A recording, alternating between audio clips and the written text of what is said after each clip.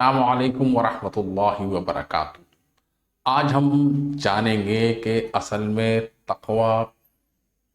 کس کو کہتے ہیں، تقوی کیا ہے، اور ہدایت اصل میں کن لوگوں کو ملے گی،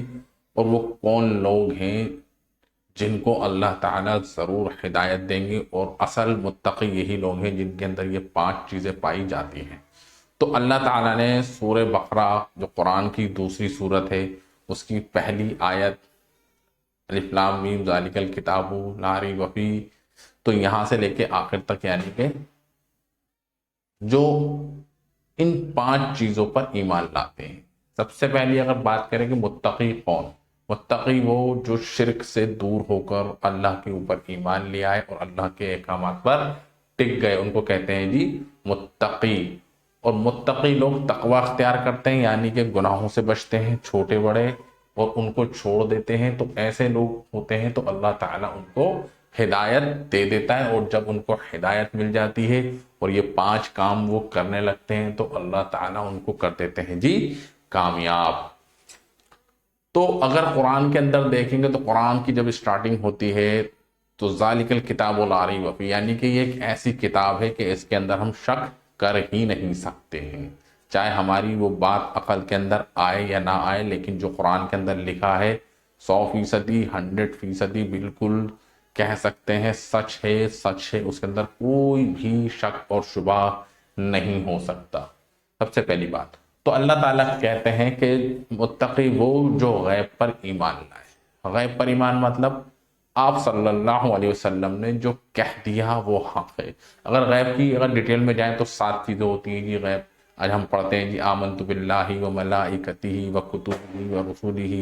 وقدر خیرہ وشرہ من اللہ تعالی والبعث بعد الموت، ٹھیک ہے، اللہ پر ایمان لانا،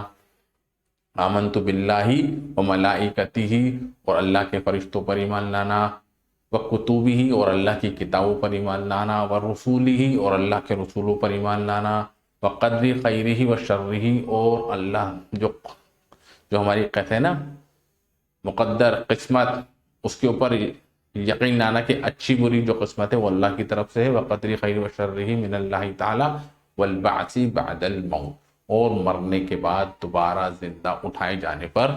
ایمان ہوگا، تو یہ غیب پر ہو جاتا ہے جی ایمان۔ تو اس کے اندر بھی کوئی شک اور شبہ نہیں کہ مرنے کے بعد کیا ہوگا، دوزخ کیسی ہوگی، جہنم کیسی ہوگی۔ اول تو ہم کو دوزخ اور جہنم پر بھی ایمان نہیں، اگر دوزخ پہ ہمارا ایمان 100% ہو جائے تو ہم گناہ کرنا چھوڑ دیں۔ سمجھ میں آ رہا ہے؟ تو متقی کون جو غیب پر ایمان لائے، قرآن کی آیت کا خلاصہ ہے، مفہوم جو ہے نکل کے سامنے آ رہا ہے، ذالک الکتاب لا ریب فیہ ھدی للمتقین الذین یؤمنون بالغیب ویقیمون الصلاۃ ومما رزقناہم ينفقون والذین یؤمنون بما انزل الیک وما انزل من قبلک وبالآخرۃ ھم یوقنون۔ اس کو اگر ٹرانسلیٹ کریں گے جی اردو کے اندر تو غیب پر ایمان لانا پہلی صفت متقی لوگوں کی،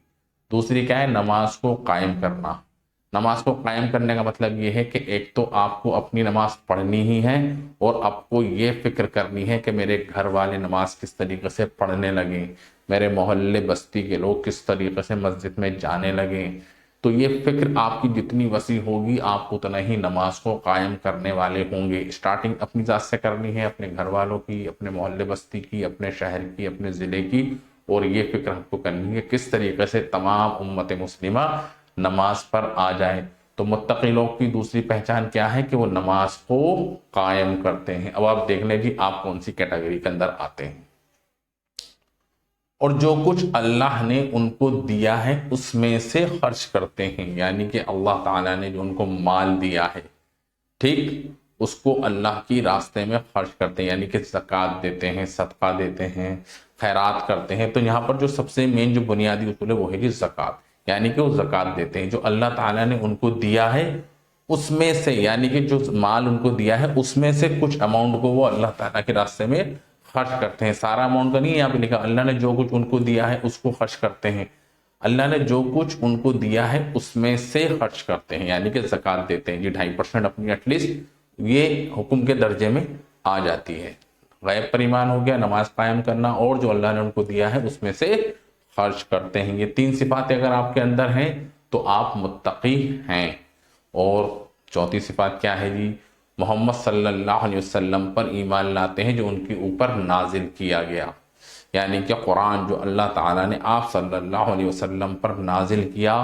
وہ جو قرآن جو نازل کیا اس کے اندر ہیں جی تمام احکامات کہ ہم کو کیا کرنا ہے اور ہم کو کیا نہیں کرنا، ہم کو کیا کرنا ہے اور ڈونٹس جو ہم کو نہیں کرنا۔ ایک چیز ہوتی ہے اپنی زندگی آپ کو اللہ تعالیٰ نے دی، اس میں سے کچھ چیزیں ہیں آپ کو کرنی ہے، کچھ چیزیں ہیں آپ کو نہیں کرنی۔ یہ کون بتائے گا جی؟ محمد صلی اللہ علیہ وسلم بتائیں گے۔ اپنی عقل کی بنیاد پر ہم فیصلہ نہیں کریں، اپنے ماحول کو دیکھ کر ہم فیصلہ نہیں کریں، اپنی بری عادتوں کے بہکاوے کے اندر آ کے ہم فیصلہ نہ کریں، اور سب سے بڑا دشمن ہمارا شیطان، تو شیطان کے بہکاوے میں آ کر اللہ تعالیٰ کے نبی نے جو ہم سے کہا ہے اس کو نظر انداز نہ کریں، تو وہ ہے جی محمد صلی اللہ علیہ وسلم پر جو نازل کیا اس پر ایمان، اور جو آپ سے پہلے اتاری گئی، یعنی کہ آپ صلی اللہ علیہ وسلم سے پہلے جو نبی ہیں ان پر بھی ایمان لانا ہے کہ ہاں جی سارے اللہ تعالیٰ کے نبی تھے، سب کا ایک ہی کام تھا کہ لا الہ الا اللہ، کلمہ پڑھ لو کامیاب ہو جاؤ گے۔ سب کتابیں، 4 قرآنی کتابیں ہیں جی، زبور، انجیل، تورات، قرآن، تو ان چاروں پر بھی ہمارا ایمان لانا ہے، اور جن نبیوں پر یہ کتابیں نازل ہوئیں ان پر بھی ایمان لانا ہے، تب ہماری چوتھی صفات پوری ہوگی تقوی والوں کی۔ اور آخر میں کیا بتایا جی؟ آخرت پر مکمل یقین، غیب پر بھی ایمان ہو گیا، نماز بھی قائم کر لی، اور جو کچھ اللہ نے ان کو دیا اس میں سے خرچ بھی کرتے ہیں، اور آپ صلی اللہ علیہ وسلم پر بھی ایمان لاتے ہیں، اور دوسرے آپ صلی اللہ علیہ وسلم سے پہلے کے جو انبیاء ہیں ان پر بھی ایمان لاتے ہیں، اور آخرت پر مکمل یقین۔ اگر یہ 5 صفات ان کے اندر ہو گئی، آخرت پر مکمل یقین کہ ایک زندگی آنے والی ہے، اور زندگی کوئی چھوٹی موٹی زندگی نہیں ہے، لامحدود زندگی ہے جو کبھی ختم نہیں ہوگی، تو اس کبھی نہ ختم ہونے والی زندگی کے اندر 2 سٹیجز ہوں گی، یا تو ہم سکون کے اندر ہوں گے، یعنی کہ جنت کی زندگی ہم کو مل جائے گی، اور آخرت کی زندگی کے اندر ایک زندگی اور بھی ہے، اگر ہم نے اپنی منمانی کری، اللہ تعالیٰ کے احکامات کو نہیں مانا، اپنی عقل کی بنیاد پر فیصلے کرے، اپنے ماحول سے متاثر ہو کر ہم نے فیصلے کرے، یا شیطان کے بہکاوے میں ہم آ گئے، تو آخرت میں تو ہم کو جانا ہی ہے، اور وہاں پر جانے کے بعد ہماری جو زندگی ہوگی ہمیشہ ہمیشہ کی زندگی، وہ چلی جائے گی جی جنت سے ہٹ کر کہاں پر؟ دوزخ کے اندر، اللہ تعالیٰ کے عذاب کے اندر۔ تو زندگی تو گزرے گی وہاں بھی، تو کیوں نہ 60-70 سال کی زندگی اللہ تعالیٰ نے ہم کو دی ہے، ان 5 چیزوں پر عمل کرتے ہوئے متقی بنے، اور جب متقی بنیں گے تو کامیابی ہوگی، اور کامیابی ہوگی تو اللہ تعالیٰ ہم سے راضی بھی ہوگا، دنیا بھی بنے گی اور آخرت تو 100% بنے گی۔ تو تھوڑا سا مجاہدہ ہم کو کرنا ہے، لا یعنی باتوں کو بھی چھوڑنا ہے، فضول باتوں کو بھی چھوڑنا ہے، چھوٹے چھوٹے گناہوں کو بھی چھوڑنا ہے، بڑے بڑے جو گناہ ہم کر دیتے ہیں جس کو ہم کہتے ہیں جی کبیرہ گناہ، ان سے اللہ تعالیٰ سے معافی مانگنی ہے، اللہ جو ہم سے گناہ ہو گئے ہم ان سے معافی مانگتے ہیں، اور آئندہ سے ہم یہ گناہ نہیں کریں گے، تو اللہ تعالیٰ اتنا غفور رحیم ہے کہ آپ کے گناہ بھی معاف کر دے گا۔ چھوٹے چھوٹے گناہوں سے ہی بچنا ہے، بڑے بڑے گناہوں سے تو بچنا ہی ہے، چھوٹے چھوٹے گناہ جو ہم نظر انداز کر دیتے ہیں،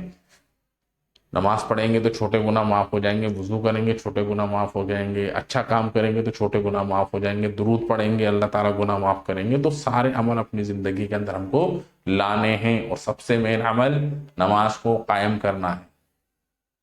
ایمان تو ہم لیا ہے، سارے ایمان ہیں، مسلمان ہیں ہم، تو ایمان تو ہمارا اللہ پر ہے، پر یہ ایمان طاقتور کیسے ہوگا؟ جب ہم نماز بھی قائم کریں گے، زکوٰۃ بھی دیں گے،